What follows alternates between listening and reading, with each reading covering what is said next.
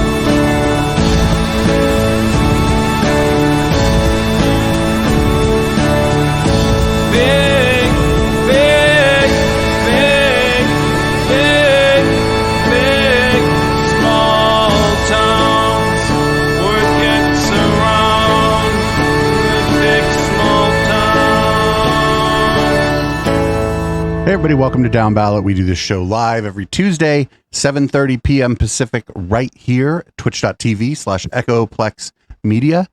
You can find this as a podcast on your favorite podcatcher. Do follow this on your favorite podcatcher.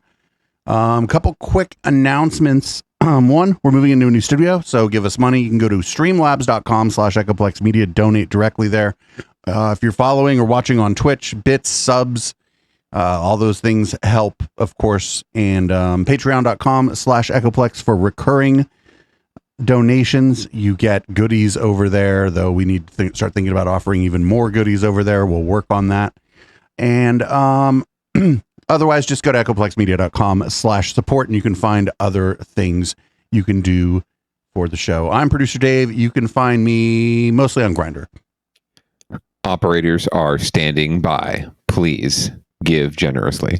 This is The Councilman. You can find me at THE_Councilman on Twitter. And as always, you can find me here at 7:30 p.m. Pacific every Tuesday night, or most Tuesday nights, when producer Dave and I are feeling the itch to get into the local derp. And that's pretty much every week. And hoping we can take a little tour, producer Dave, in the near future. The good wife and I have been on a little political vacation lately, and we've found that issues be the same no matter where you go. There be NIMBYs everywhere.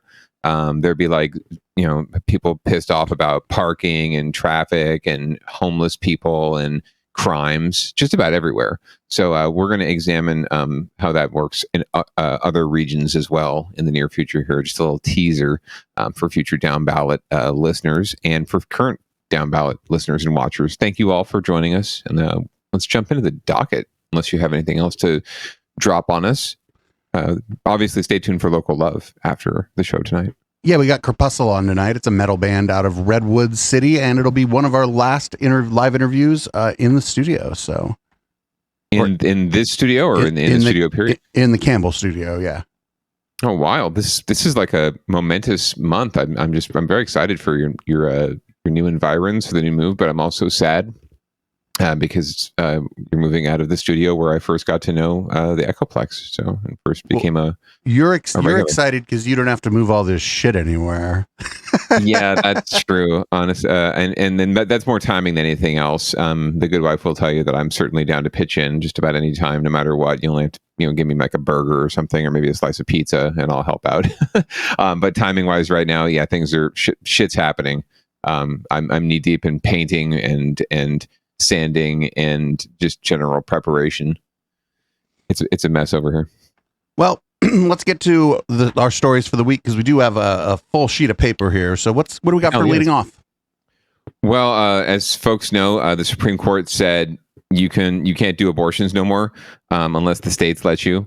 And since there's a whole bunch of states in the South and around the Gulf of Mexico specifically that are going to be banning the abortion stuff, some doctors have decided that fuck it, we're taking this shit on a boat.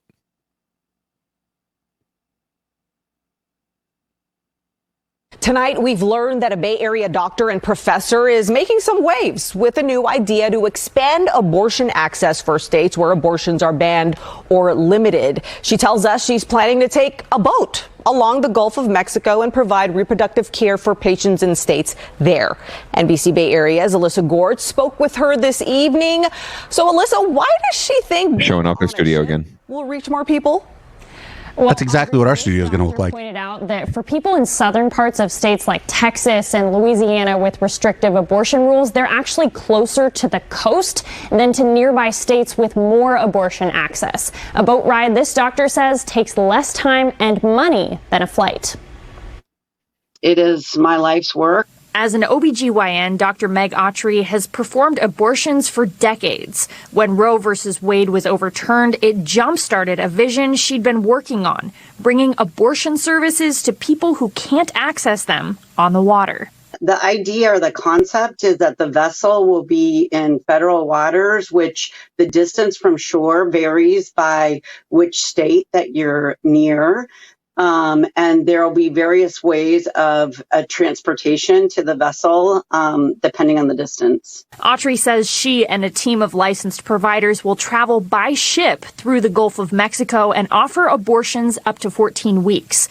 They'd also offer other services you'd see at reproductive health clinics, like treatments for STIs, all at little or no cost. The project's being funded with philanthropy. And the patient care is on a needs basis. Over the years, we've talked about things like boats out in federal waters, past the 5-mile line. So I'm not surprised about it. It's welcome news for Bay Area Planned Parenthood chapters who have also been preparing for a post-Roe world for a while now. They say out-of-state demand at California clinics has actually been up for months already due to policies in other states. I think people are going to be as creative as possible. The people that have the funds are getting on planes and flying. We're seeing other people drive here. Abortion providers are looking for ways to help low-income folks, people of color, and other marginalized groups. For Dr. Autry to carry out her plans for that, she does need to secure a ship first. Once they have that, she says they'll put the captain, crew, and medical team aboard and set sail. So this provides access for those patients that they wouldn't otherwise have. And Dr. Autry and her team maintain that this is legal in federal waters. Still, they expect legal challenges every step of the way. So her team has tapped some lawyers as they continue with this voyage. In the newsroom, I'm Melissa Gord, NBC Bay Area News. So she doesn't have the ship or the crew or anything. She just has the idea. Sometimes, producer Dave, that's all it takes is an idea and some good people. But yeah, it's not really happening yet. Would you get an abortion on a boat? I mean, if I needed one, sure. Certainly. I think that unfortunately women are going to have to explore all of their options in the near and distant future, because I don't see this decision, this rescission, being overturned anytime soon. I don't see any way to enshrine it in the Constitution without a vote of like 2/3 of the states, and that'll never happen. So we're looking at a split country on this issue for a long time. And it's interesting, when you hear people talk about states' rights on this issue, it sounds very familiar, right? Our great national scourge. So this is just another one, but we shall see. As of now, California and Santa Clara County are refuges. Refuges. At least 2 people are dead. Safe spaces. So safe spaces for women and their reproductive rights. So come to California if you can.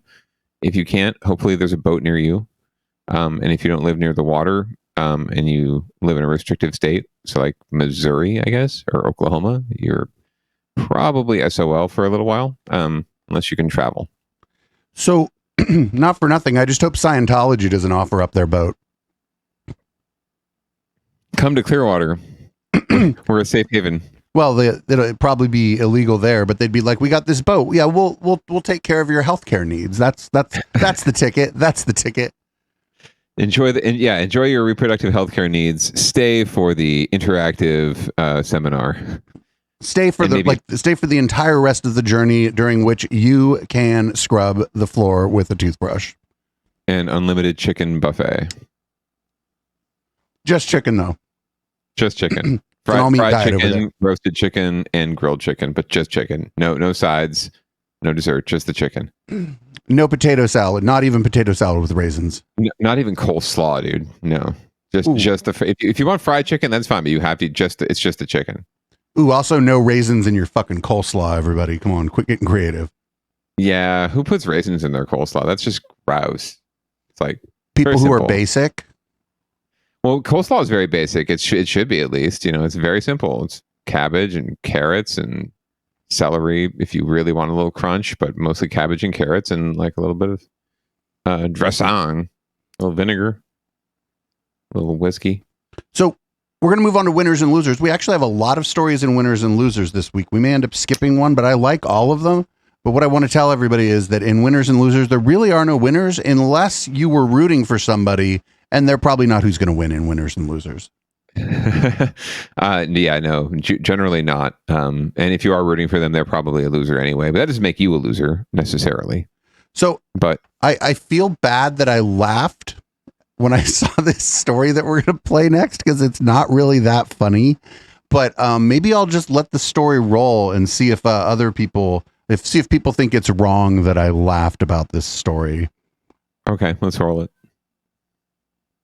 At least 2 people are dead following a series of robberies today at Southern California's 7-Eleven stores. Police say at least 3 of the 6 robberies are linked to each other. Law enforcement officials have released a surveillance photo of the suspect wanted in connection with the robberies.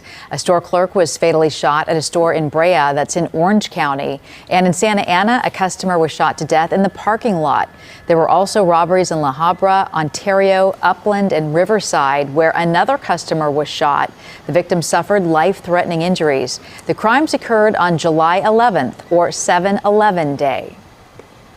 The fact that it is 7-Eleven and there are 7-Elevens obviously being targeted today, that's something that they could potentially be looking into. The company says it is working with local law enforcement. They could potentially be looking into that, Producer Dave. Potentially that's a connection between these crimes.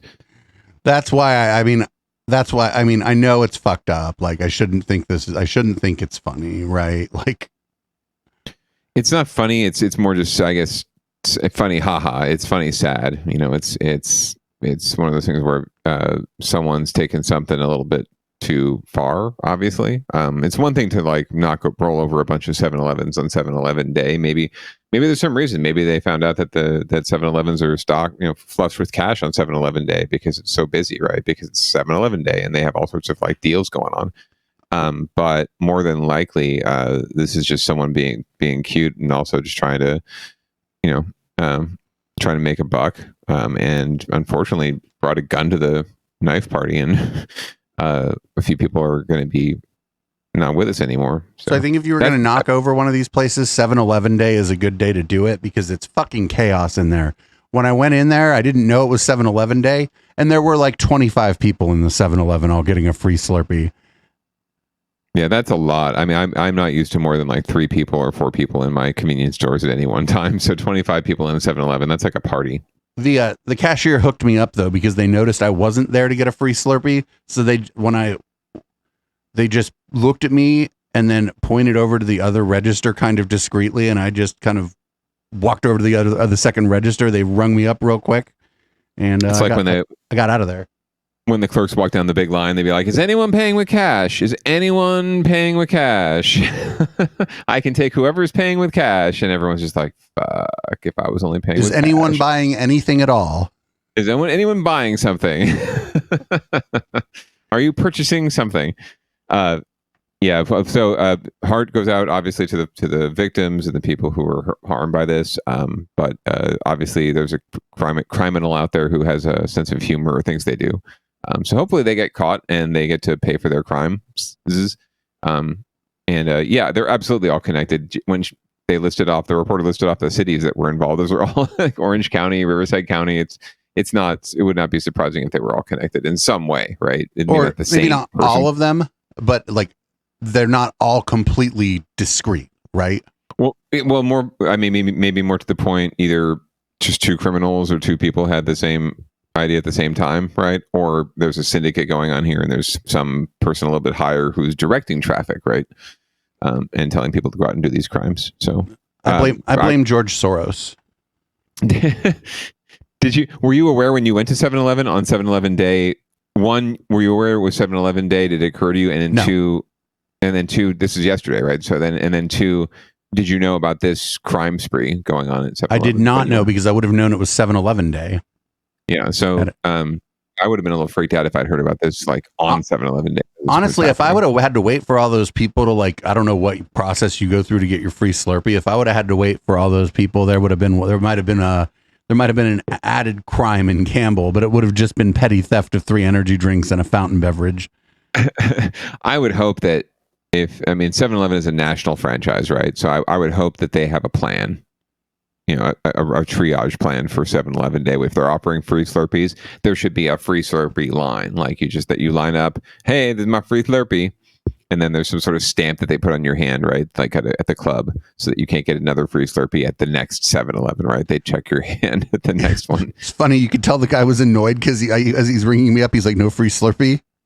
I was like, you don't want that free Coke Slurpee? You poor soul. It's like 90 degrees outside and you're giving away free Slurpees. Oh, you poor man.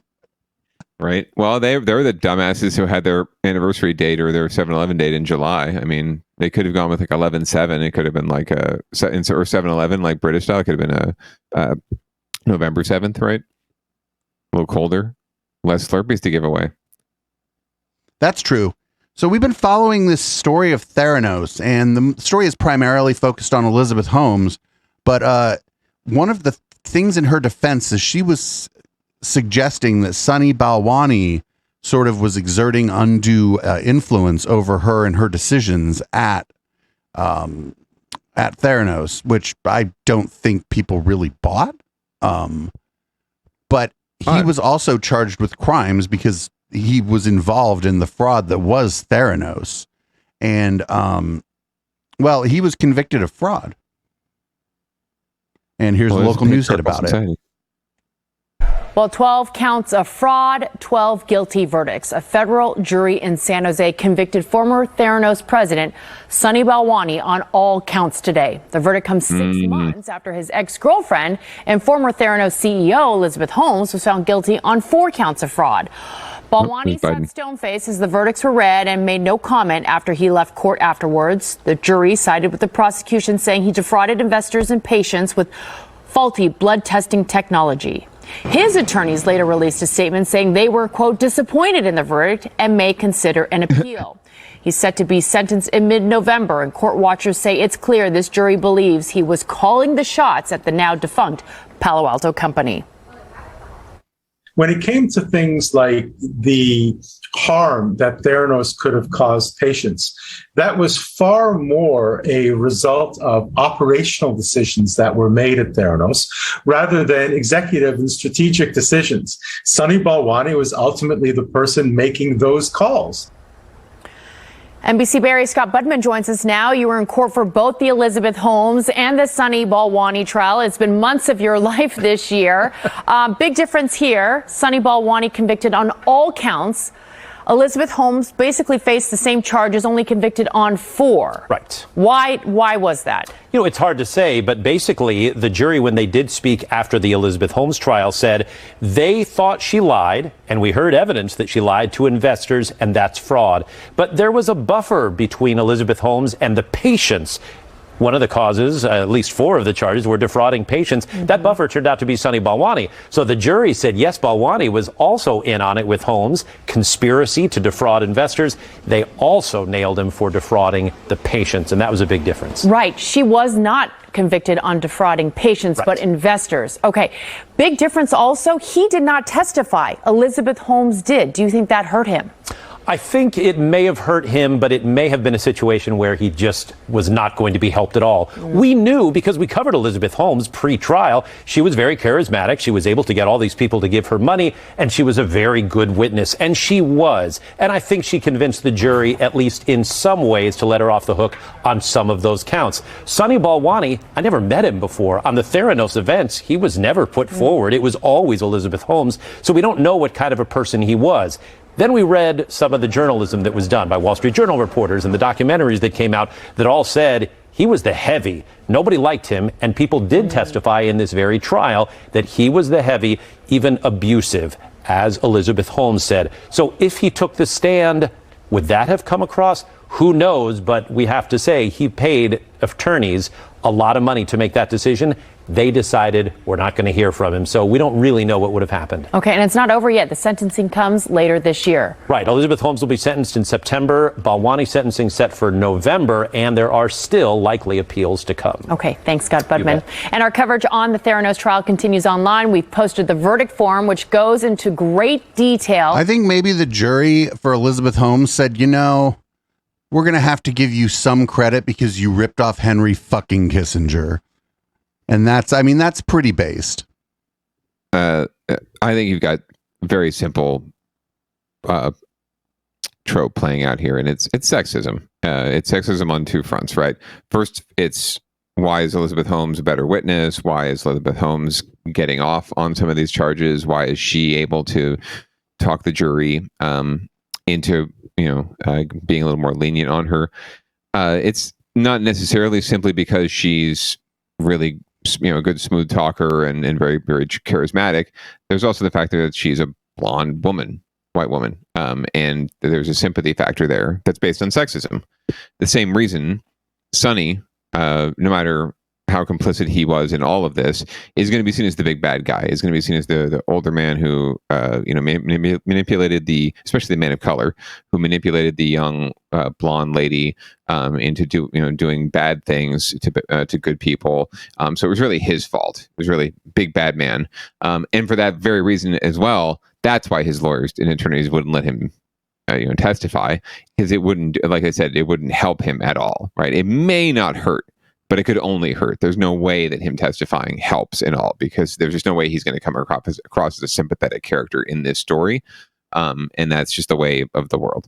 So the sexism at play here, the misogyny is, well, she couldn't have possibly been really in charge.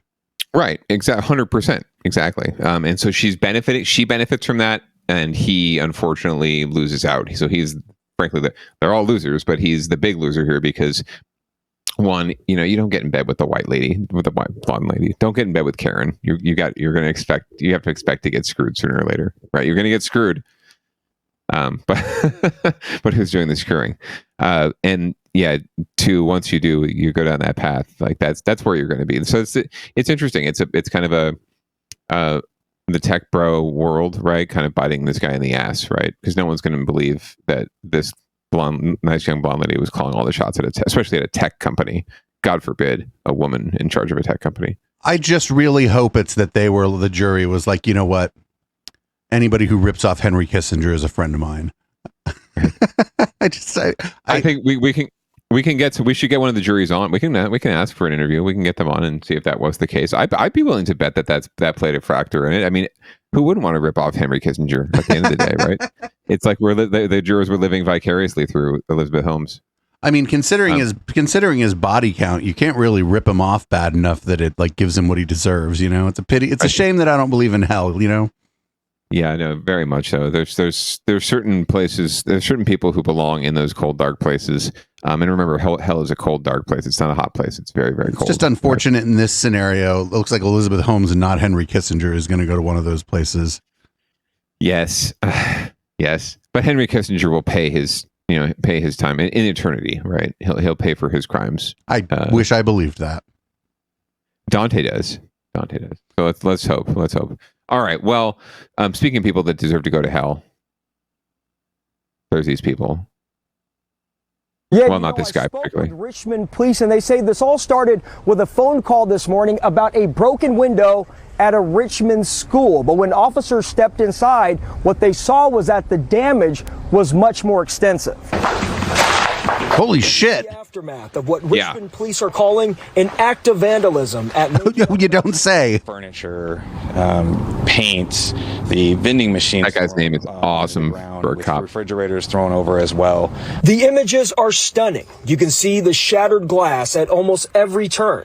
A staff room completely ransacked with school supplies thrown across the floor, and a school community wondering why anyone would do this in the first place. Parents and families are concerned, as they should be, that schools are safe havens, and we are doing everything in our power to ensure that they continue to be safe places for students to learn. Brian Phillips is a spokesperson for the West Contra Costa Unified School District. He tells me that 2 additional schools in Richmond's Iron Triangle were also vandalized over the weekend, including Nystrom Elementary. Police say a local charter school near the Richmond Marina was also vandalized. A school official says the impact goes well beyond the physical damage that was done. When these types of acts of violence come into the space that they consider safe, it does alter their idea of what school provides them, not only that education, but that sense of safety. Police tell me that these incidents may be connected to a specific group of juveniles, but are still investigating. They also tell me the motive is unclear at this time and are asking the public for any help to track down those responsible for this damage. In Richmond, Pete Serratos, NBC Bay Area News. Holy shit, man. Yeah, don't fuck with the teacher's supplies. Like, what the fuck? No, it's like, and you saw it, right? There were like tablets still there, and like, computers that they left behind. They could easily have swiped, right? But they left them, and it's obviously kids. They just, probably white kids too, because they didn't see any value in stealing any of this shit, right? They just made a fucking mess.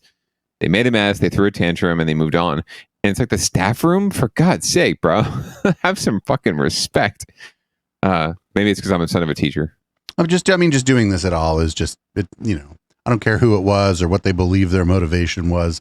I'd almost feel less bad about it if it was like a theft, because maybe somebody was trying to get their material needs met or whatever, and they just didn't know how to pick a target or something. Sure, absolutely. I could totally understand even like parents or families getting together and stealing a bunch of laptops and gear that they can't get for their kids because it's either too expensive, right, or the district won't supply it to them or whatever. I could totally see that and get down with that. This is obviously just vandalism, just people coming in and making a fucking mess, right? They didn't steal anything, they just tore shit up, and now teachers and other staff at schools who have no fucking time for this are going to spend a bunch of hours cleaning this shit up, right? And the district's going to have to spend money, getting the windows fixed and getting more security cameras put in, probably because parents are going to be like, oh, our kids are going to be, threatened by these vandals. And it's like, your kids are the fucking vandals, right? Right. Yeah. The parents, right. One of the parents who's like guffawing the most about this, it's their kids for sure. It will absolutely be the loudest parents whose kids it is. No, absolutely, because that's how they roll, and so that's how their kids feel entitled. They feel entitled, so their kids feel entitled, right? So again, yeah, no theft here. This is straight up vandalism and crimes and stupid shit, and it's all losers here because there's no winners. And it's definitely kids, students in the district, probably. It's probably students at that school, right? Like, we're going to get our teachers. Yeah, we're going to get our teachers. We're going to go in the staff room and fuck shit up. Like, oh God, could you be more petty? I mean, if you want a day off or something, it's the middle of the summer. There's no day off to be had. You could have just pretended you were sick, but I guess there's no day off to be had. And perhaps the summer is the explanation. The kids need something to do, right? If they were in school, if they were in class, or summer school maybe. Were these? I didn't catch. Were these high schools? Did not catch if it was mixed or whatnot. They said charter schools. It looked like some small, littler kids' schools too. The one charter school was interesting because it was literally on the water. So that's like a rich kid charter school for sure. Yeah, for sure. A Method or whatever. Yeah, they're a known charter company. So our next story, actually, I'd be curious to see who voted against it, because the California Republican Party is pretty fucking crazy. If a lot of people, we've run stories in the past where people like looked in the deed for their house and they found like old language that was never removed about how basically you can only sell this house to white people, or like exclusionary where you can't sell it to people of color, or women in some cases can't buy basically anybody that was considered to be undesirable couldn't buy the house. Yeah. Well, good on the California legislature with their supermajority for telling people you have to take this language out of your property deeds. And here's a local news hit on that. California has a new law requiring counties to remove racist language from property records. Restrictive covenants have not been enforceable in decades, but are still written into the deeds of properties across the state. New at 10 tonight, KTVU's LaMonica Peters live now in San Jose with the change and what still needs to be worked out. LaMonica. We found our blackest reporter to cover this. As of July 1st, anyone who finds language in a property deed that prohibits someone from buying a house because of their race can ask the county to remove it. These types of covenants were outlawed in 1948, but the discrimination that they created still exists today. She screenshotted it because I didn't believe her. Her first thing was like, wait, Asian people can't buy this house? And I was like, what? Real estate agent Ellen Hoy says she and her client were shocked when they read this clause in the disclosure documents from a home they were trying to buy. Though the clause cannot be legally enforced today, the language is still in the original deed. It specifically states that the property is not to be sold to any Asiatic, Ethiopian, Mongolian, or any person who is not white or Caucasian. It made my heart sink that this was actually in recorded documents still. It made my client feel really bad about it and actually put a damper on the whole buying process, even though we weren't going to proceed with this house. Hoy's client did not want to be identified, but she spoke about how seeing the covenant impacted her home buying experience. Really bad about it. I felt that I was being intimidated. That's how I felt. And also, I was wondering, why is that article, if it's from 1960s, that is actually built in the disclosure, right, for me to read? California Assembly Bill 1466, proposed by Assemblymember Kevin McCarty, requires real estate agents to notify home buyers of the ban and have the language removed with county officials. All Home is one of the advocacy groups that supported the bill. It is important for folks to realize how just embedded in our laws and systems and policies these harmful practices were. And we still see, racial discrimination in the way that properties are appraised or the way mortgages are given out. In the subprime, the whole subprime housing crisis was a result of basically housing discrimination. So fair housing law and discrimination is very much alive. Now, all California counties are responsible for creating a process for having this language removed, and All Home says that over time, they hope this language is a thing of the past. Alex, Julie? All right, LaMonica Peters in San Jose tonight, thank you. So here's hoping that there aren't going to be like companies out there charging people to do the paperwork. Here's hoping this process is free. Of course, it's going to cost somebody money to do the administration, but this better be free at the point of contact for anybody who owns or is buying a home. I would imagine so. I'm guessing this will be done through county clerks and county assessors, whoever's responsible for the deeds, right? I'm sure it'll be covered. The problem is, can you count on them to be as efficient as you want them to be sometimes? But yeah, no, absolutely. This is great that this is getting removed, and it's being done by decree from the state, so it gets done across the board. For those of you who are hip to the square out there, you hear a lot about with regards to DEI and even defunding the police movement. You hear a lot about redlining, right? You hear a lot about zoning laws and planning laws that were embedded into our policies that designed to prevent and folks of certain races from settling, owning homes, and accruing wealth in certain places. And it was a very real thing everywhere, especially in San Jose, very much so in San Jose and the South Bay. There are communities. We all know them. We talk about them all the time. We'll talk about one of them later on this show, where this was very prevalent. And the inequity exists to this day, and the wealth inequality exists to this day, and it absolutely is connected. And we're going to be working to extricate ourselves from it for a very long time. So the language is just one thing, but there's also the long history of these policies that has led to the space we're in now, and it's going to take a really long time to pull ourselves out of that. As well, and to level to truly quote unquote level the playing field. Yeah, like I said, there's got to be a couple monsters in the government that voted no on this, and I'd like to find out who they are and then exclude them from their housing situation. Yeah, no, I would guarantee they're all Republicans, like you said. Democrats have a 2/3 majority in the state house, both of the state houses, so they can and do pretty much whatever they feel like. But that also leads to infighting among Democrats can lead to stalling policy as well. But yeah, I don't mind infighting over policy. I think it's fine. I think fighting over policy is what we send them there for. 100%. And we should have arguments over policy and over solutions, right? We should necessarily have to argue over the problems, because we should all share and identify the problems.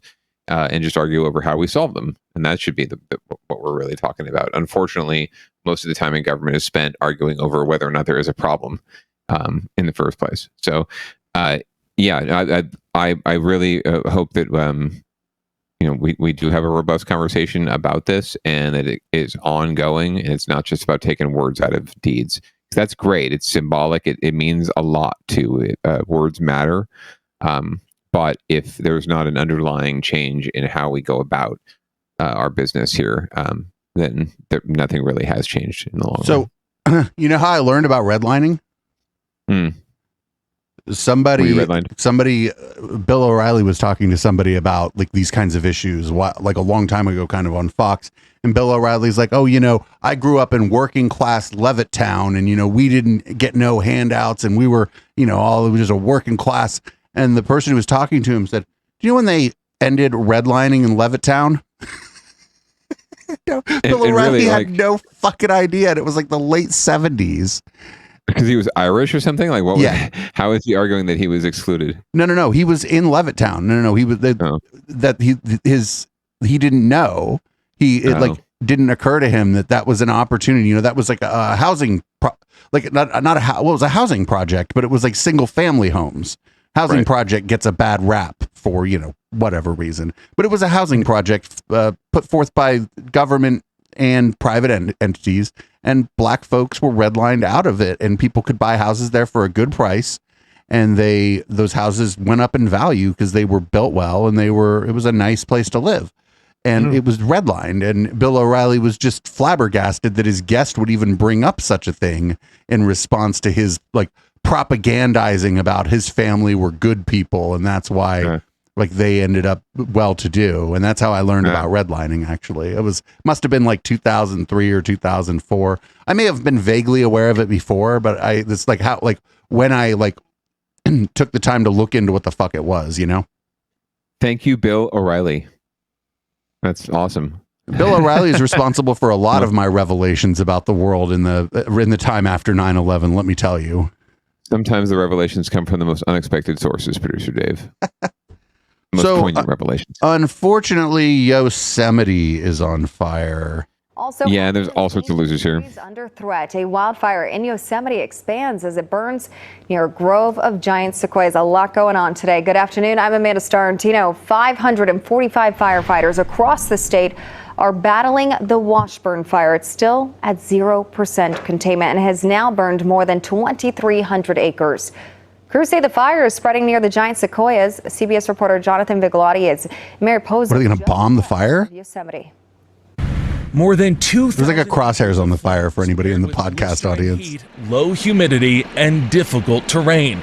Some 500 firefighters are enduring brutal conditions while battling the Washburn fire, still burning out of control in a southern corner of Yosemite National Park. So obviously with the higher temperatures, that is going to increase the fire behavior and intensity of the fire. The fire is so intense, it's creating its own weather system, causing updrafts powerful enough to launch debris into the air. One near miss with an air attack tanker was caught on radio. No, a branch went right over the top of us, pretty good size. So if we keep seeing that, we might have to knock it off. I don't want to take a chance of busting a window on an airplane or hurting an aircraft for this. Hotshot crews are making their way throughout. Or crashing your airplane and starting another fire. Planning containment lines. This would suck. Of iconic sequoias. I'm standing right in front of the grizzly giant, which is arguably one of the most famous trees on Earth, and we've got a sprinkler system set up around it, and we're trying to give it some, preventative first aid, really. In Utah, record-breaking heat and high winds are fueling massive wildfires in the state, the newest being the Jacob City fire, whose flames spread to almost 6 square miles with zero containment. Meanwhile, investigators have arrested 4 men they say abandoned a campfire that ignited the so-called Halfway Hill fire in Fillmore. We need to be super cautious and aware, especially during these red flag days that we have. There's going to be many more to come. And back here in Yosemite, the Washburn fire continues to burn in areas so remote, fire crews are struggling to get in and fight it safely this morning. In the past 24 hours, it has nearly doubled in size and stands at 0% containment. Jonathan Vigliotti, CBS News, Yosemite National Park.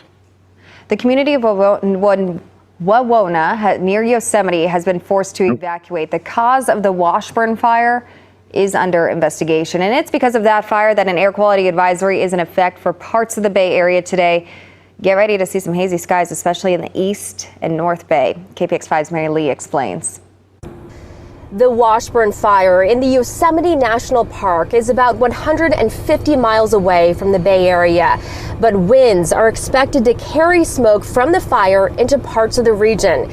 Because of this, the Bay Area Air Quality Management District has issued an air quality advisory for the North Bay and East Bay on Monday. Air quality officials say even though you may see hazy skies, smoke particles are expected to stay in the upper levels of the atmosphere. So we want to take that precautionary measure, let people know that you may see some visual impacts, with some smoke that's aloft.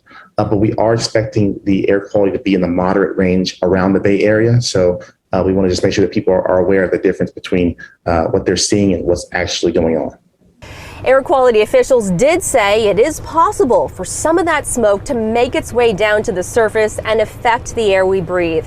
A great resource to check the air quality where you live and make sure you're safe is the Air Now Fire and Smoke Map. It shows current wildfire locations and the associated smoke plumes.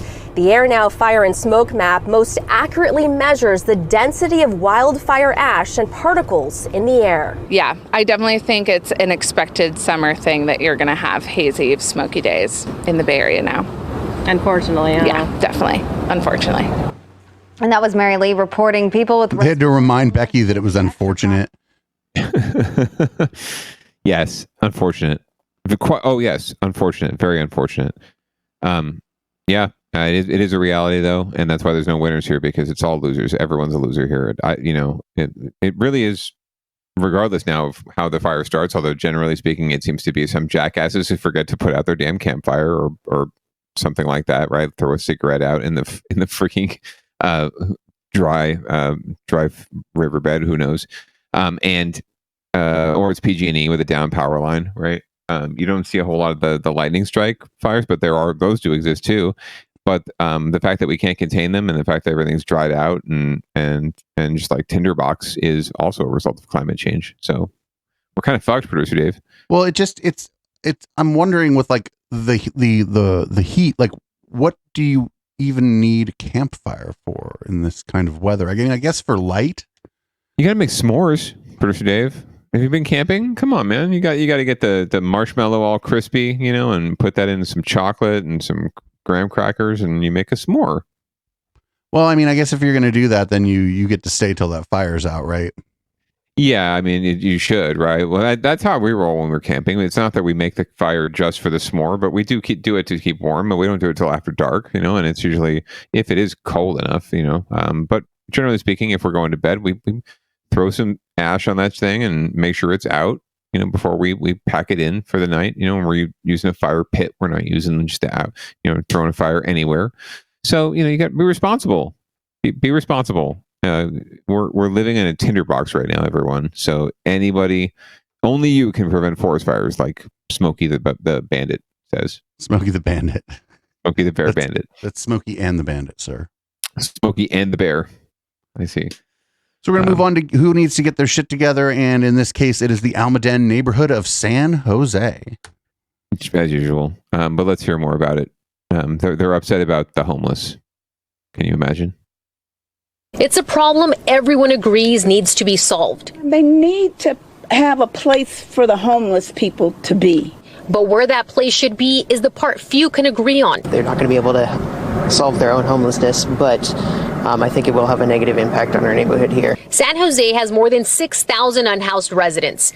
A new plan will allow nearly 100 of those living in RVs to safely park and stay temporarily inside the Santa Teresa light rail station parking lot in a matter of months. This VTA parking lot has more than 1,000 parking spaces, and the goal is to bring 40 to 50 RVs with 1 to 2 people each. They will also have access to services. The city is teaming up with Life Moves to provide those resources and training needed to get a job and into transitional housing within 12 months. But not everyone in the neighborhood agrees it's the right place for such a program. I'm not worried about it. I'm not worried about it at all. My concern is this neighborhood, being that we already have several tiny homes in this area and the proximity. Boo. Allison Rice is a mother and a first grade teacher and says all of the schools around here use this light rail to take students on field trips and worries about a school bus stop here. So now my daughter, it's like, well, how are we going to get you to the school? I don't really want you standing out by yourself. Councilmember Matt Mahan is among those pushing for the program. He says it's important to fairly distribute these sites across the city, but also believes local governments need to make sure they don't become a magnet for problems. He thinks that can be done by improving code enforcement, investing in beautification, and increasing police patrols. Well, the bar for getting into this site will be relatively high. Most of the people who are at this site will either be working part-time or will be on their way to working. He says similar projects have been successful in this district. This one could be up and running by fall with a promise to stay open no longer than 4 years. The city is currently working on a contract with VTA, and the site has been moving forward, but the final vote will be taken in the next couple of months. Meanwhile, the VTA says they've worked with other cities and know what it takes to ensure this project is successful. We're requiring the city of San Jose to have a detailed operations manual that needs to be followed, an on-site resident manager and security. In San Jose, Stephanie Magallon, NBC Bay Area News. That first grade teacher seems terrible. Yeah, unfortunately, I worry about what she's teaching our young ones. But yeah, I'm afraid of my young one, having to walk past a homeless person. They might do crimes on them. Like newsflash, that is a big ass fucking parking lot. Right, and that's a huge parking lot with nothing going on, right? Like she's standing in basically an abandoned parking lot, which, by the way, we're all familiar with, Producer Dave, right? It's adjacent to all of our peeps, right? We know that space. Absolutely, bring it on.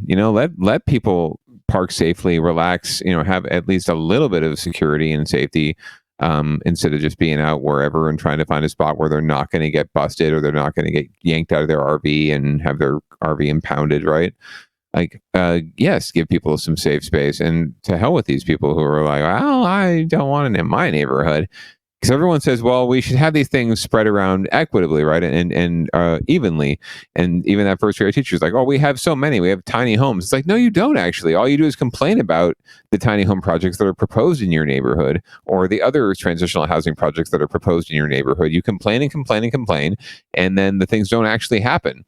But all you hear is that they're coming or they're going to happen, and then they don't actually happen, but you consider them happening. You consider these things thrust upon you by the city. No, the circumstances of the world thrust them upon you, and you're just being resistant to actually solving the problem. You're standing in the way. And I mean, not for nothing, the only person who was like compassionate was that old black lady. Like, yeah. No, I'm kind of, as you can tell, maybe you can tell, I've been to too many public meetings. I'm a little tired of the entitlement and this attitude of like, well, fuck it, we can't have that in our neighborhood. You got to do something, but not here. Whatever, just bring it on, bring more. I would rather have people who are trying to get back on their feet living in my neighborhood than a bunch of entitled, Karens and Nancys and Debbies who are, who already have the luck on their side and luck of the world on their side, and they want more. They brought up Mr. Matt Mahan, and it just occurred to me when I saw him that this discussion would be entirely differently if there was some startup that was putting RVs out there and charging people like an Airbnb so that they could live next to light rail for their commute to work. We'd be having a different conversation. Oh yeah, yeah. If he was bringing his startup in to like set these people up with little pods of success, right? Give them Wi-Fi, and they have a little internet portal, and they have a solar powered lamp or something. I don't know. We'll bring it in. We'll give them a big box. We'll give them a box. You donate $250, we'll give them a box, and they can set up their whole little, work from home space for $250.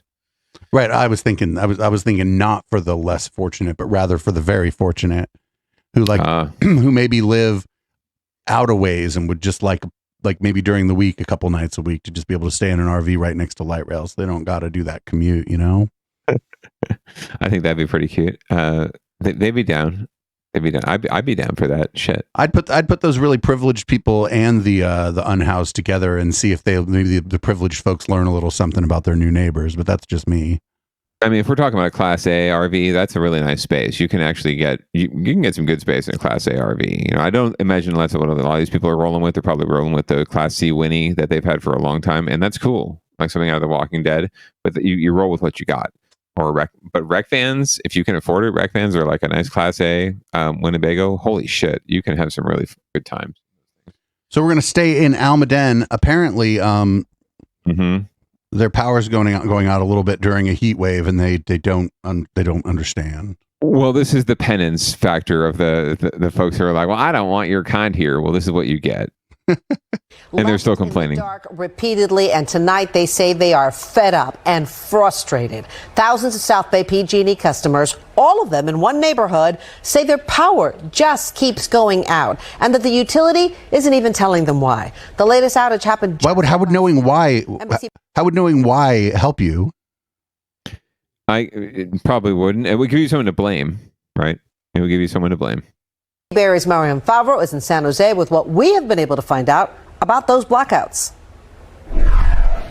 PG&E says last night's outage affected more than 3,000 customers, and some of them were still without power today.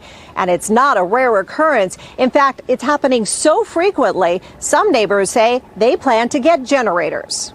For most homeowners in the Greystone neighborhood. Yeah, but then your neighbor will complain about how loud your generator is. Then what? But last night, thousands had no electricity for more than 3 hours. Oh, no. AC for 4 hours. Carol Jamison says she was also worried about keeping her medications cold. My insulin has to be in the refrigerator, so I don't dare open the refrigerator because I don't want the temperature to go down. Others tell us they had to dump food. Neighbor Claudia says the power outage also knocked her internet service offline, and she's still trying to get it restored. And that's not all. The biggest impact was probably because I had a class scheduled on Zoom and I had to cancel. PG&E says last night's outage was caused by a tree hitting a power line and triggering an automatic shutoff of nearby power lines. In a statement, the company says our enhanced power line safety settings have proven very effective in preventing ignitions that could lead to wildfires. PG&E is working hard to reduce the outages and increase the resources available to affected customers. People here say they understand the need to prevent fires, but question why they've had to face so many blackouts and if they were all necessary.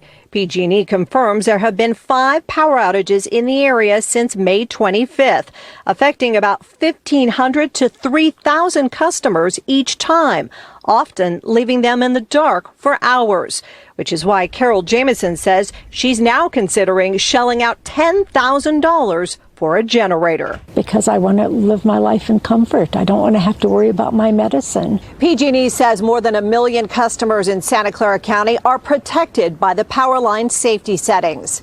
In San Jose, Marianne Favreau, NBC Bay Area News. Okay. So people didn't have to throw out food because their fucking power went out for 3 hours. No, not even the ice cream, honestly. That should have lasted. Well, your freezer's going to, like, most of what you go for is going to be in your fridge anyway. But your freezer, if you leave that shit closed, that shit's going to be cold as fuck after like 12 hours, even if the power's out. Oh, for sure. Just don't open it. Why are you going in your freezer if the power's out, right? Just leave it closed. You know, it's like it's a cooler basically at that point, and everything's frozen. Yeah. So yeah, welcome to Almaden, where no one's ever satisfied and no one's ever really happy. They're just one level of pissed or another. So that lady's going to buy that generator for 10 grand, and then they're going to do a story about her neighbor who's pissed off about the fucking generator. Watch. Oh, fucking 100%. News break. Almaden neighbors upset about loud generators, and now there's going to be an ordinance about you can't run your generator, at certain decibel levels at the property line at after 7:30 a.m. until 6 p.m. or something. It'll be really refined like that. It'll be nice, and it'll take a lot of community input, and there'll be community engagement that happens. But yeah, sad. But hey, welcome to Almaden. Yeah, I don't. The other thing is maybe it's interesting because like my neighborhood's pretty dense, and I've only really had the power go out here due to heat like twice since I've lived here. And it's it may also be that these people, if the they may not want new power infrastructure being installed in their neighborhood either, right? They may be opposed to that because of all the construction noise. Maybe it looks different and looks weird. And the radiation. Don't forget the radiation. The radiation, or they don't want anybody digging a trench to run the power lines underground. Like you know what I'm saying? They don't want any of that. They don't want nothing. No, yeah, I don't want that noise. I don't want all that. It really disturbs my sleep. You know, I don't care that I get better internet and better lighting on my street. No, I can't go without that extra hour of sleep. For 2 weeks. Well, not for nothing though. The noise ordinances are definitely skewed in a certain way, so that people who work a swing shift or even like just do like 11 to 7 or whatever, they're going to be more impacted by this stuff than people who get up early. Yeah, 9 to 5ers it's all skewed towards 9 to 5ers. Absolutely, all of our laws are the weekend, the quote unquote weekend. Let's move on down ballot because we got a couple more stories to cover, and I want to make sure we get out of here and get you on to dun dun dun dun dun dun local love. So the Chesa Boudin recall is the gift that keeps on giving as far as derp. So it looks like San Francisco has basically turned it into fucking Degrassi Junior High. And you'll know what I mean after we watch this clip about what's happening in the wake of Chesa Boudin's recall. Big changes coming to the San Francisco District Attorney's Office after a recall election that attracted national attention.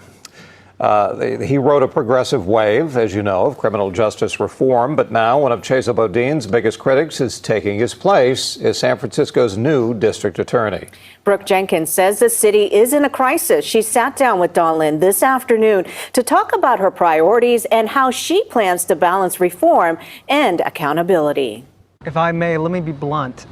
Will you be firing some people here? I have not made any personnel decisions at this time. So translation, yes. Answer right now. The SF Gate just came out with an article. You probably read about it. You met with your senior staffers, and according to them, quote, horrible, icy, uncomfortable, and insane. Those were the words used to describe that meeting. It sounds like you're already getting a little bit of resistance. I wonder, how do you handle people who may not see your vision? You just have to keep trying to make what it is clear, and there will be people who don't buy in, and that's fine. I'm unelected, so I'm going to fire all these people that elected officials have hired over the years. Thanks for the question. I'm into this office wanting to unify us. I do not want us to be divided by who was hired by which administration. I want us to work together for the same thing, which is what's best for San Francisco and keeping San Franciscans safe. For the city and county of San Francisco. Congratulations. New DA Brooke Jenkins says that's her first priority after swearing in, getting all the attorneys to work toward the changes she put in place. We will have accountability, that we will no longer be a safe haven for criminal activity, that we are no longer indifferent to property crime and drug crime here in San Francisco, and so people will know that. We can't be treating drug sales as though it's a victimless crime anymore, because there are true victims. People are dying. And so accountability, as I said, now B-roll of people doing dope on the street. Good job. We should always be looking at each individual case and each offender for their particular circumstance. So I don't want to sit here and say that jail is right for every case or every offender. But we need to be looking critically at each case to see what would be a just method of accountability in that situation. She says she'll bring back the options of cash bail, gang enhancements, and the ability to try minors as adults in extreme cases. What do you think is the biggest public misconception about you? That I want to return to some tough on crime, very, very conservative approach. I want people to truly understand that reform is personal to me, right? Fairness and equity in our system is personal to me. It is a part of why I do this work. I want it to be a diverse reflection in the courtroom, not just on the defense side, but on the prosecution side, which historically has not been diverse.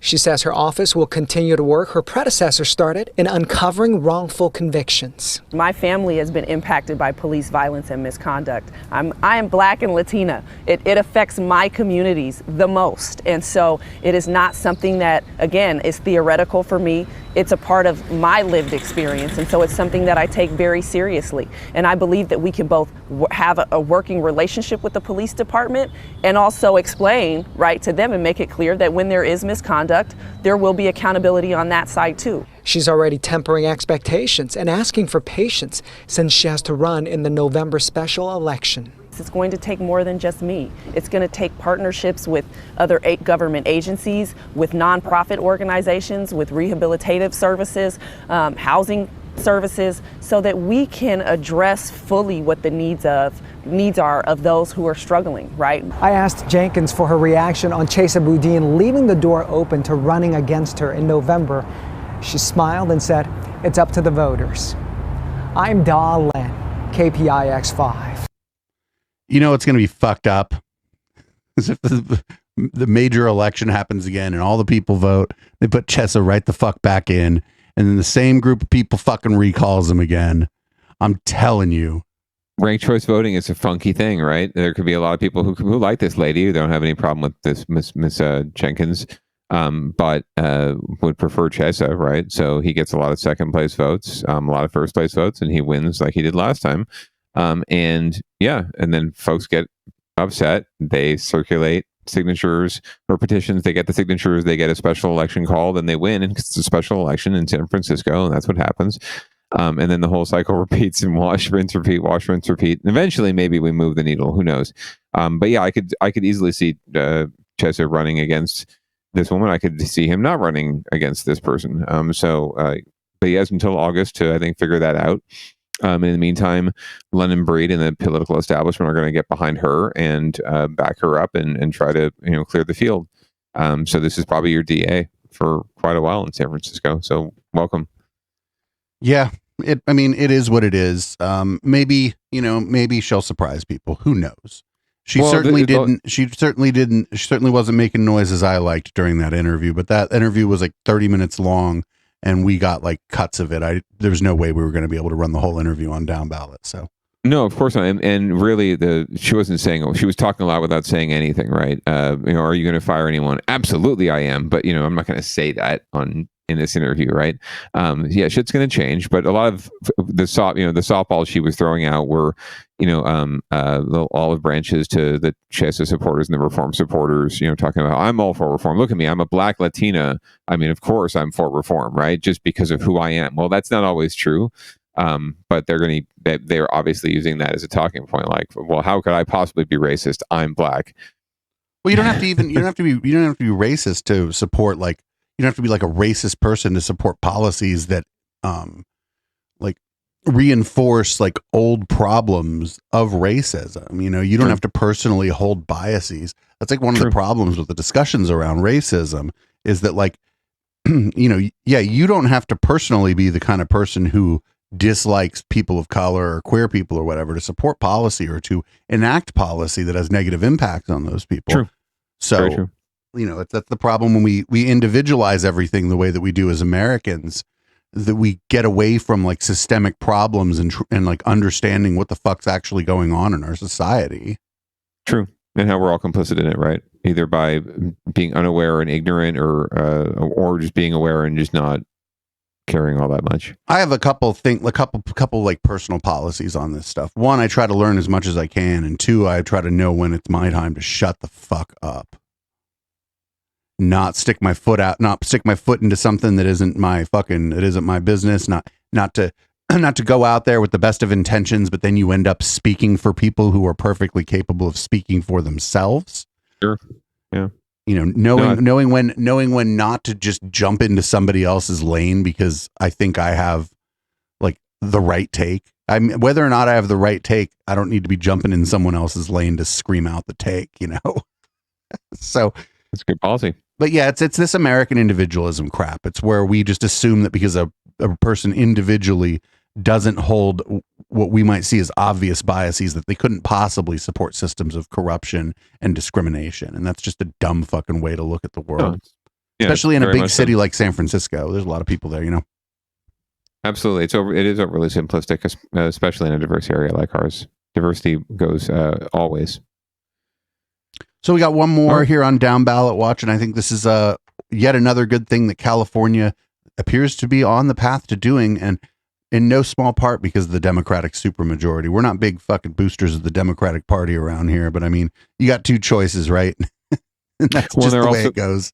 And they're circling up around Gavin as well as probably a good bet for a backup plan in case Biden or Kamala should falter, right, in a couple of years or in a few years. So this is more evidence of just building Gavin's national reputation. And not for nothing, I don't agree with his politics all the time, but at least he's willing to fucking fight and talk shit and like get in the shit with people when the time comes. So absolutely. And the French Laundry is good. I don't know if anyone's ever been there. It's really good food. It's not like. So anyway, this is a story. This McDonald's. is a story about the insulin shortage in California using its economic largesse to actually attempt to help people. We'll see how it shakes out in the end, though. California is once again poised to make history, vowing to make insulin available to everyone, regardless of their ability to afford it. The drug's price has skyrocketed in recent years, as many of you know, putting it out of reach for some who desperately need it. Well, to fix that, Governor Newsom says we'll take matters into our own hands by manufacturing the drug here. NBC Bay Area's Valina Jones has the details on that plan and if experts think it'll actually work. Nothing epitomizes market failures more than the cost of insulin. As insulin prices skyrocket, Governor Newsom says he has a plan to cut costs for Californians, committing $100 million so the state can make the life-saving medication on its own. Make our own insulin at a cheaper price, close to at cost, and to make it available to all. This will be a huge breakthrough. Rising prices costing patients hundreds of dollars out of pocket is nothing new, but UCSF chief pharmacist Desi Kotis believes the state's move could encourage the limited number of drug companies currently producing insulin to bring down their prices. It's not just inflationary prices, it's egregious financial toxicity that we're seeing by manufacturers, especially when they produce a sole supply. The governor's plan includes $50 million to build a manufacturing facility and another $50 million to produce the low-cost insulin. UCSF diabetes expert Dr. Sunil Koliwad says his patients struggle to get insulin covered every day. That is the difference between life and death. The American Diabetes Association says with more than 3 million adults living with diabetes in California costing an estimated $39.5 billion in medical and complication expenses a year, the idea makes sense. People are going to see that health is better in the face of easier access to insulin. People are going to see that it's cheaper in the end. Some critics question if the state's involvement in pharmaceuticals is the right solution. While there's no timeline on the governor's plan, Koliwad believes it could be a model for other states. That alone could show, without really ruffling too many feathers, the benefits of strategic involvement of government. Valina Jones, NBC Bay Area News. That last guy with strategic involvement of government is like an advocate for single payer healthcare. I think that guy is like trying to walk a bit of a line, but this is in the end, it's good. I mean, if it works out well, because sometimes things don't really work out. Sometimes things don't really work out like we had expected. Well, yeah, especially when it comes to implementing government programs, right? The devil is in the details. There are a lot of unintended consequences. A lot of times, there's probably a lot of unintended consequences that you could have seen coming, but didn't do anything about. So, yeah, we'll see. But it's at the end of the day, it's a good thing, and this is the way that government should work. If the supply chain, if the private sector is not producing the results, if they're not giving people the bang for their buck that they deserve, then yeah, let's use our tax dollars for good purposes and get shit done for people instead of just spending it on programs that don't work, right? Like, get people what they want. Give the people what they want. Insulin. Well, it's not really that they want it. That's you know what I mean? Well, yeah, okay. Yes. Need what they need. Yes, they Insulin. need it. They need it. It is not an optional good. It's not an optional thing. Yes, absolutely. For a great many people, it is not optional. And you do not, and if you're using it, you do not want to be on it. Yes. Thank you for correcting my semantics there. So we're going to move on well. to and another thing, and it seems like the state, California state, is doing a couple good things this week. It looks like they're going to re-examine the tax regime for those producing and selling legal cannabis, and I think it's good. Yes, usually we try to focus on something good at the end of the day and have like palate cleanser. So let's see what we got. We begin with new tax cuts for legal marijuana growers. Yeah, the industry has been begging for relief for years, saying it can't compete with the black market. But as John Ramos reports, the state is trying to correct that problem. But so far, no one seems very happy about it. For a long time now, those in the cannabis business have been pleading for tax reform to keep from going broke. Well, it's here now, but it's hard to find anybody who's satisfied with it. It is my goal to look at tax policy to stabilize market. When Governor Newsom announced that at the beginning of the year, it was a welcome relief to those in the cannabis industry. But the reform bill he signed on Thursday didn't quite get the response he was hoping for. The people that's playing by the rules honestly are getting the F word. They are getting messed up. Reese Benton opened her posh green cannabis boutique in San Francisco's Bayview district in 2017, and she says she's regretted the decision to operate legally ever since. She's supposed to pay an excise tax of 15%, but this invoice from her distributor shows she paid $600 on $2,300 worth of product. That's 26%. Add the city's sales tax, and her total rate is nearly 35%. The reform plan doesn't lower her tax rate. It simply collects the money directly from Reese instead of her distributor.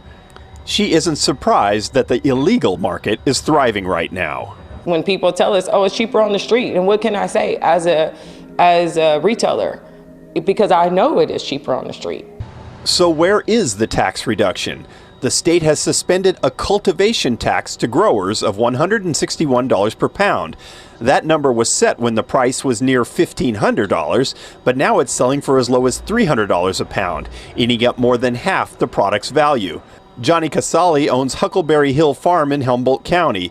He's grateful the tax has been stopped, but now he says the middlemen and retailers who are also hurting are already demanding he lower his price because of it.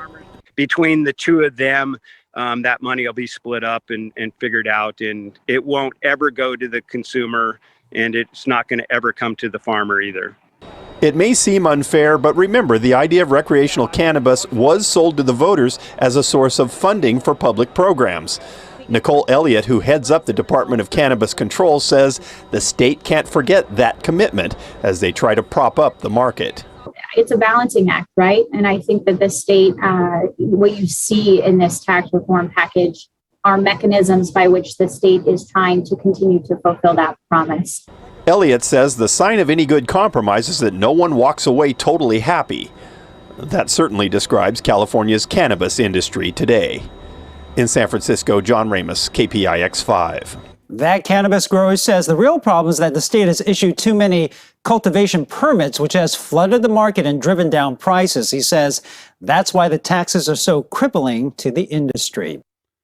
But that was one of the things that was being sold to us too, is the price was going to come down because like a lot of legal operation, like a lot of people were going to go legal. That was also sold to us during the push for legalization. Yeah, the base price is down, right? Like if you look at just the base price from even from the legal dispensaries, it's far below what we're used to paying on the street for high quality cannabis, right? And yet all these taxes and fees and everything else, which is fine, like that's part of what we're trying to get out of this, right? But could be applied in different ways and more equitably and not necessarily at the levels it's being applied, right? Everyone's trying to get their piece of the pie, right? The state, the feds, the locals, right? Every local agency is trying to get their little cut of it. And what's happening is you're just getting more prices piled on the consumer, and these small distributors and mom and pop dispensaries are not going to be able to survive and compete with like the big, MedMen and other folks out there who are just doing this on a scale. So it's set up for them. Like anyone could have seen it coming, right? Like the legalization of anything is set up for people that have the infrastructure to handle it. And if anything, RJ Reynolds and companies like that would be smart to pivot to cannabis and try to get cannabis, legalized at the national level, because they're the ones with the infrastructure to take it over and to make billions of dollars by just dominating the industry, right? They would be front and center if this shit was legalized nationwide. So it behooves them to do it. I'm amazed they haven't seen the business opportunity, but it's not surprising that's happening here. Yeah, I don't know. I don't like the idea of like charging taxes per like weight measurement. I think like when I pay sales tax on an item, it's a percentage of the sales price. Yeah. And when I pay taxes on my income, it's a percentage of my income. And I feel like just switching to that kind of regime would solve a lot of the problems, and it might even drive prices down a little bit more. And once again, who gets charged the tax to is really important as well. Where the tax is being levied, at what point, at what stage, and is the excise tax being levied? At what stage is the sales tax levied? Right. That's also really important. Like who has to pay the bill at the end of the day? Because this could be spread out amongst the grower, the middle person, the harvester, the distributor, right? Right, and then that would also doing that would also incentivize maybe getting rid of some of the middle people in some of the cases, some of the brokers, because then you're only paying twice. You're only paying maybe on the production and the sale instead of the production, the sale, and the sale, and so it would incentivize like more direct relationships between producers and retailers, which is always generally good for the customer. Actually, when it's a direct relationship between the producer and the retailer, generally good for the customer. Choices are always good. Well, yep. Read us out, buddy. Read us out. Well, thank you for a really long but informative docket, and for sticking with us, everyone. Listener, thank you for listening and for downloading the podcast. Please share it with your friends and get it on your podcatcher of choice. Viewer, please keep watching. Subscribe on Twitch and go to echopluxmedia.com to find out more about how you can support this amazing program and everything we do here. Please remember to wear a mask, to get vaccinated, to get boosted. If you want to wear pants, that's cool, but it's totally optional. And this is Audible Smoke. Have a great Tuesday evening. Enjoy local love.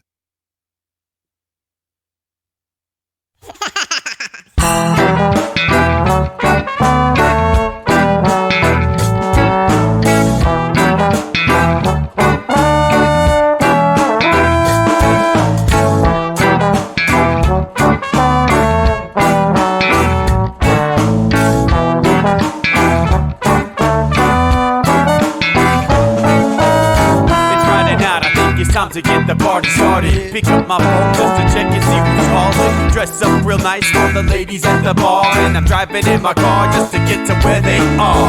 Here at the local scene is where I plant my feet. It's where I smoke my cigarette and I hold my drink. I look at all my friends, they're all blazing greens. Here at the front of the stage, waiting for MTV. Where are those guys who's standing next to me with a pipe in his hand, ready to blaze for me? About 5 minutes later, we're all singing Queen. Let's get the fuck up on stage and rock the scene. Yeah, we do what we want, and what we want is to jam. So sit back and enjoy the band. We do what we want, and what we want is to jam. So sit back and enjoy the band. Enjoy that band. I turn and head back to the bar for a refill, man, because you know where we are. We're headed out to the car to smoke another one and another one. Now just when the magic starts kicking in, I hear relapse playing, you know it's time to head in. Alright everybody, now it's time to grab a new drink. Spark it if you got it and then pass it to me. Yeah, we do what we want, and what we want is to jam. So sit back and enjoy the band. We do what we want to do, and what we want is to jam. So sit back and enjoy the band. Enjoy that band. Last up on the bill for the show tonight is Down and Dirty in 5, so we're headed outside to spark up another joint. Now who's got my lighter? Stoner E, of course. Shouldn't you be inside? I'm all up in this bitch, being who I gotta be. I'm fucked up like the U.S. economy. The truth is that I don't think logically. Stoner E take you on a psychedelic odyssey. Now inside motherfuckers is rockin' me, and outside shit we smoke a lot of broccoli. Rocky the roller, yo, that sexy girl be jockin' me. Ain't too drunk to fuck, but I'll probably do it sloppily. We do what we want, what we wanna do, and what we want is to jam. So sit back and enjoy the band. the band and enjoy the band. We do what we want to do, and what we want is to jam. So sit back and enjoy the band.